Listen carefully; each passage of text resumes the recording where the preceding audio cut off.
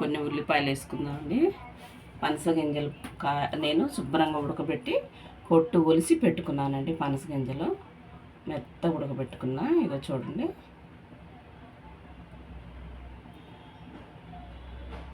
ఉడికిపోయినాయి. అట్లా ఉడకాలి.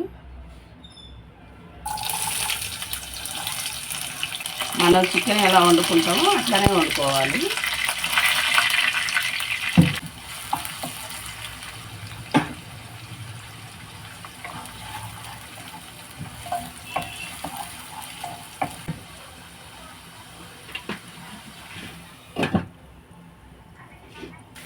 మనం చికెన్ లాగేనండి ఇది వండుకునేది. జలుబు చేసిందండి నాకైతే, మాట అట్లా ఉంది. అల్లం వేయమంట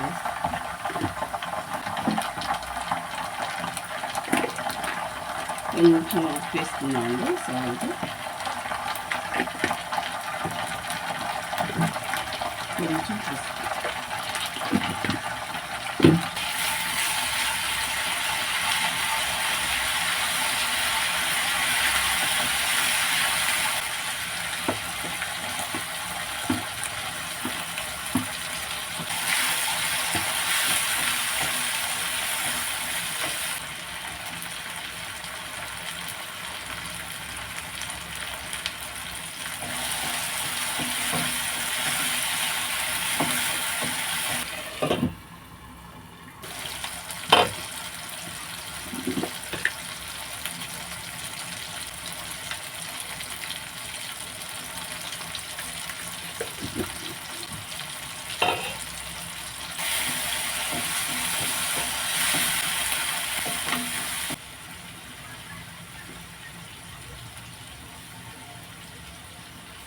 విత్తనాలు వేసుకున్నామండి, పనస విత్తనాలు.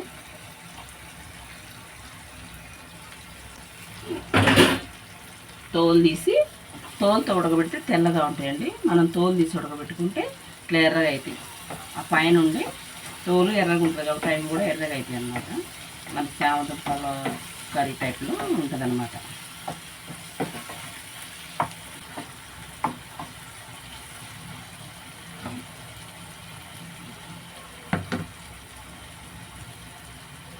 కొంచెం వేసుకున్నామండి.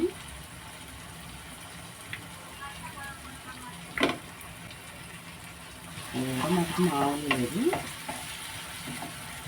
కొంచెం చికెన్ మసాలా వేసుకోవాలి మనం.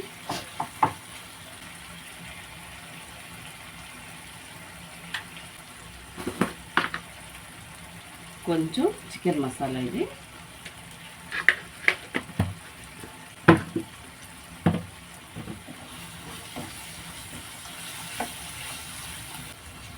నేనేమి నీళ్ళు వేయలేదండి, ఒక చుక్క కూడా అవసరం లేదు.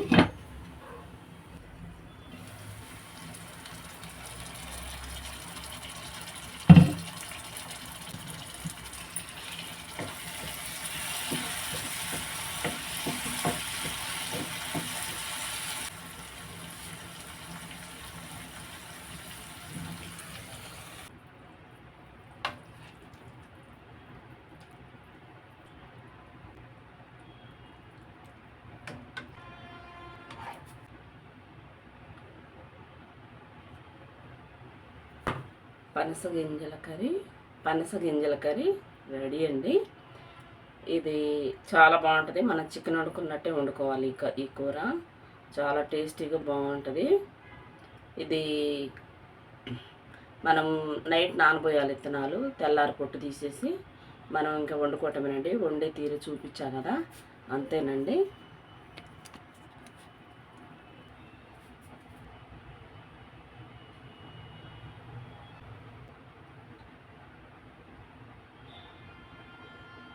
పనస గింజల కర్రీ రెడీ అండి. లైక్ చేయండి, షేర్ చేయండి, సబ్స్క్రైబ్ చేసుకొని కామెంట్ పెట్టండి ఎలా ఉంది ఏందనేది.